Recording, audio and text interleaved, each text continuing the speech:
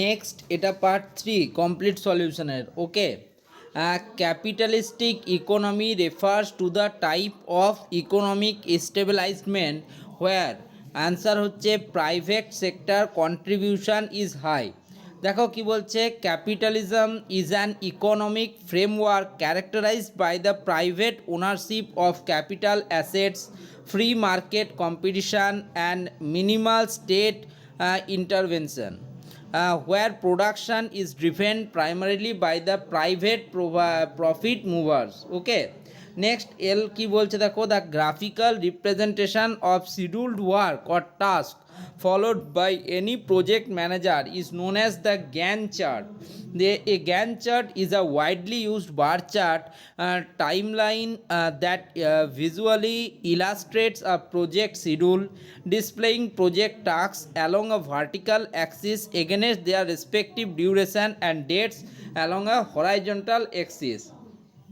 Next এম হচ্ছে কি বলছে দেখো, in the production process entrepreneur get their work prices in terms of profit. কি বলছে, in classical economics the four factors of production receive distinct rewards, land earns rent, labour earns wages, capital earns interest, and entrepreneurs earn profit as a reward for bearing risk and organization production.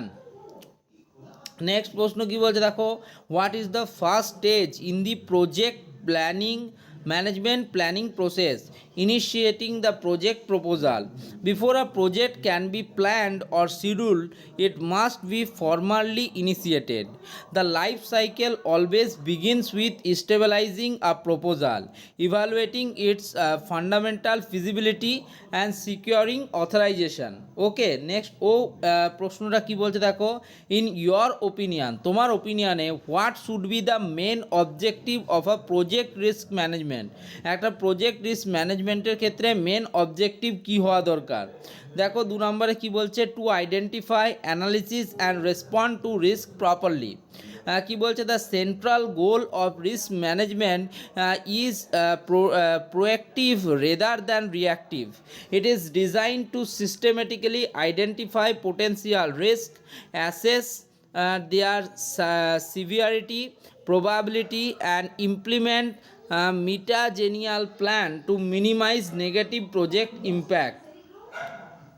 ওকে, তো এতটা ছিল আমাদের কিন্তু MCQ section.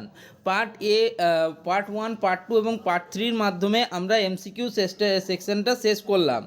Next day পরের দিন আমরা কিন্তু long answer type প্রশ্নের সলিউশন নিয়ে আলোচনা করব। প্রশ্ন খুব সোজা হয়েছে, সকলেই পারবে এটুকুই কামনা করি। ধন্যবাদ সকলকে।